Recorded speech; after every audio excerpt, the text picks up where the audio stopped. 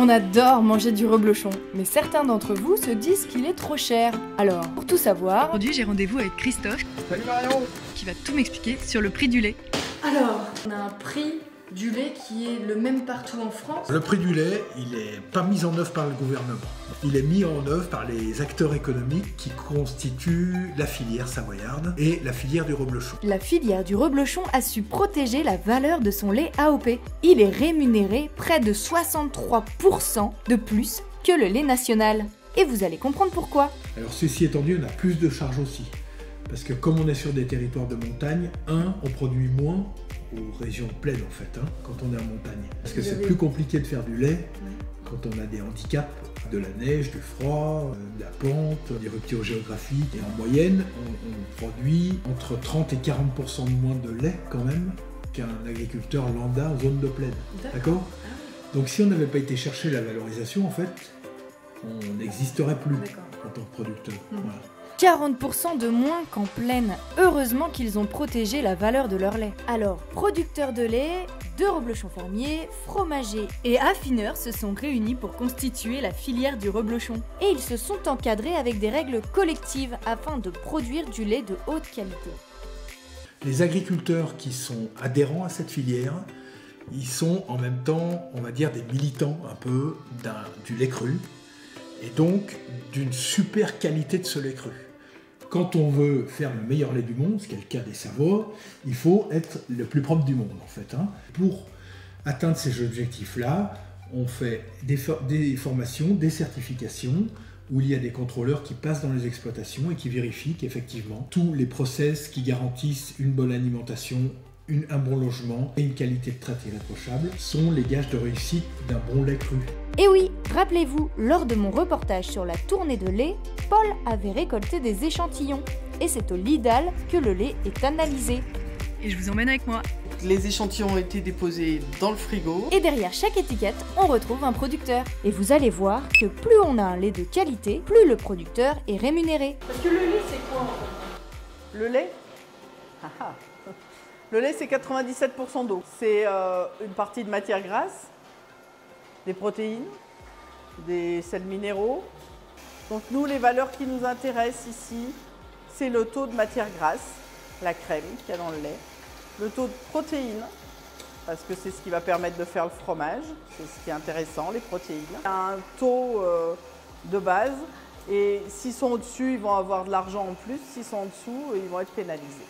Et on va faire ce qu'on appelle les analyses de composition. Celle-ci, elle va nous permettre de compter combien il y a de cellules dans le lait. Alors cellules, globules blancs. Donc le lait, il est pompé via les pipettes qui sont là. Les cellules, quand il y en a dans le lait, c'est normal, il y en a toujours. Et quand il y en a plus, c'est un signe de mauvaise santé de la mamelle. Parce que finalement, la vache est comme nous, elle est constituée de cellules et lorsqu'il y a des bactéries qui viennent l'embêter ou une maladie quelconque, elle se défend. Voilà, exactement, c'est exactement la même chose. Et ça permet à l'éleveur de soigner, d'améliorer l'état de santé de sa vache. C'est dans la qualité du lait et dans le paiement du lait. Si le nombre de cellules n'est pas bon, le producteur sera pénalisé. Donc on va mettre nos échantillons sur la machine. Donc là, on a ce qu'on appelle une once de Bury qui va nous permettre de prélever 1 millième de millilitre de lait. Et là, c'est pour vérifier quoi? C'est pour compter les germes totaux, tous les germes qu'il peut y avoir dans le lait. Donc on admet qu'il y en ait jusqu'à 100 000 par millilitre de lait, mais jusqu'à 100 000 par millilitre de lait, c'est un lait de très bonne qualité. C'est vrai que c'est un chiffre qui fait un peu peur. Oui, parce que ça paraît énorme, mais parce qu'on n'a pas la notion du nombre de germes qu'il y a dans notre environnement. Et oui, nous avons en moyenne entre 100 000 et 100 millions de germes sur nos mains. Et les bactéries ne sont pas toutes dangereuses. Il en va de même en quantité moindre pour le lait à reblochon, avec en moyenne 100 000 germes. Pour faire du fromage, il y a besoin de germes qui se développent, alors des bons, choisis, pas des pathogènes bien sûr. On va les passer sur un autre automate qui nous sert à prélever le lait pour faire la recherche des inhibiteurs. C'est tout ce qui peut empêcher les germes de se développer justement. Quand une vache est traitée aux antibiotiques, son lait doit être écarté et pas livré à la fromagerie pour la fabrication du fromage. Ça détruit tout, un antibiotique il ne choisit pas. La plupart des antibiotiques détruisent une grande partie des germes. Dans chaque puits, on va mettre le lait d'un producteur différent. Dans cette analyse, on vérifie qu'il n'y a aucune trace d'antibiotiques dans le lait à reblochon. Donc là, on va la mettre dans le bain-marie. Bain-marie, 64 degrés. 3 heures plus tard, verdict ? Voilà à quoi elle ressemble. Nous retrouvons le témoin positif aux antibiotiques, ici en violet, et le témoin négatif en jaune. Les deux sur lesquels j'avais mis un peu de feutre parce que c'était des puits vides. Magnifique. Pas de résidus d'inhibiteurs sur les 92 producteurs qui sont déposés là, dans cette plaque. C'est bon signe, mais il reste encore beaucoup de tests à effectuer. On va rechercher les coliformes totaux, les Escherichia coli et les staphylocoques. Alors tout ça, c'est des noms barbares. Les coliformes, c'est une grande famille de germes. Pour la plupart, ne sont pas dangereux. On en a plein les intestins. Parmi eux, il y a Escherichia coli, qui peut être dangereux, potentiellement. C'est aussi des témoins de ce qu'on appelle l'hygiène de traite, c'est-à-dire comment ça s'est passé au moment de la traite, la propreté du lait. Donc ça nous permet aussi de les compter, ce qui nous permettra de rendre un résultat aux éleveurs, aux fromagers, en disant qu'il y avait tant de coliformes dans le lait de ce producteur ce jour-là. Si les résultats sont très bons, le producteur peut avoir un bonus sur son prix du lait. Et plus c'est mauvais, et plus il aura des pénalités, c'est-à-dire on va lui retenir de l'argent à la fin du mois quand on va lui payer son lait. Il faut savoir que d'une manière générale, quand même, nos laits savoyards sont très propres. On cherche toujours, on surveille, mais d'une manière générale, il y a peu d'échantillons fortement contaminés. Ces analyses-là, coliformes, staphylocoques,